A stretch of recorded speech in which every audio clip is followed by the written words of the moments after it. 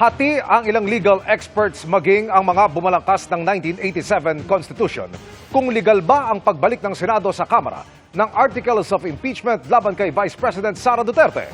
Nakatutok si Joseph Morong. Ayon yan kay Attorney Christian Monsod, isa sa mga bumalangkas ng 1987 Constitution. Tila dinidiskaril daw ng ilang senator judge ang impeachment proceeding nang iremando ibalik nito ang Articles of Impeachment sa Kamara para humingi ng sertipikasyon na hindi labag ang impeachment complaint sa saligang batas. May mga nagsasabi kasing dahil ang pang-apat na reklamo ang nirefer ng Kamara sa Senado, labag umano ito sa constitutional provision na isang impeachment complaint lamang ang maaaring ihain sa loob ng isang taon. Yes, kasi that's not part of their powers. Kasi if there is a constitutionality issue, that's the Supreme Court. These people have another agenda. Other than obeying the mandate of the Constitution. Kasi self-executory yung Constitution eh. Nakakalimutan yata nila that they're senators because the people voted them as senators. So they are senators of the people. They are not senators of Vice President Duterte. Dapat mag-inhibit themselves if they have any integrity. Para kay UP College of Law Assistant Professor Paulo Tamase, unconstitutional ang ginawa ng Senado. Bukod sa wala ito sa konstitusyon, wala rin daw ito sa Rules of Procedure ng Senado. Insulto rin daw ito sa Kamara dahil hindi naman katulad ng Korte ang Kongreso na may higher at lower court. Dapat ma-offend yung House. Yung remand, essentially, second guesses yung House kung ano yung ginawa niya. No? And puts them higher. The Senate, higher. Kung equal sila, nire-respeto na lang yung isa't isa. Hindi naman kine-question ng Senado pag ang House nagpapasa ng bill sa kanila kung sinunod ba ng House yung proseso nila. So bakit kine-question ng Senado ngayon kung sinunod ng House yung proseso nila sa pagpapasa ng impeachment complaint? Ayon kay Impeachment Court Presiding Officer Chis Escudero, hindi kami magkapantay pagdating sa bagay na ito. Sa parte ng impeachment, korte ang Senado, prosecutor ang Kamara. Hindi ito parang BICAM na kailangan naming mag-agree. Ito'y kautusan galing sa impeachment court na nakatuon sa prosecutor na isa lamang partido sa kaso.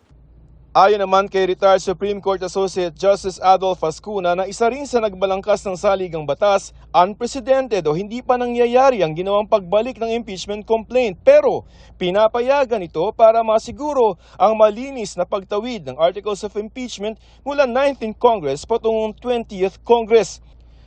Ito rin ang pananaw ni Escudero ng questioning ni Senador Risa Ontiveros ang pagbabalik ng impeachment complaint sa Kamara. Ika nga din ni Justice Ascuna, makabago man, kakaiba man, hindi bawal o illegal dahil sa kapangyarihan ng Senado to try and decide all impeachment cases. Ngayon kung sa pananaw at palagay niya ay illegal yan, ginagalang ko ang kanyang karapatan na questionin ito sa Korte Suprema. At anumang kautusan ng Korte Suprema bilang abogado, ako'y tatalima doon. Ang mahalaga raw ayon kay Justice Ascuna ay hindi naman napipigilan yung impeachment process kahit pa niremand o ibinalik ng Senado ang Articles of Impeachment sa Kamara. Ang pinaka-importanting elemento raw ay hawak na ng impeachment court ang kaso at maaari nang maisunod ang paglilitis at pagdedesisyon ng wala ng delay matapos nitong tumawid sa susunod na Kongreso.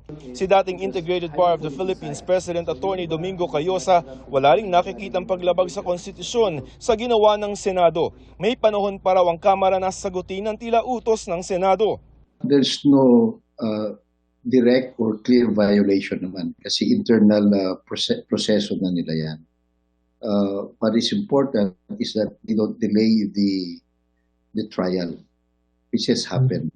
Sa isyu kung may kapangyarihan pa ang 20th Congress na ipagpatuloy ang impeachment na nasimulan sa 19th Congress, sabi ni Monsod, Should continue. It should continue. Because ang argument yan ni Tolentino is that there is no quorum because unlike in the United States, there's always a quorum.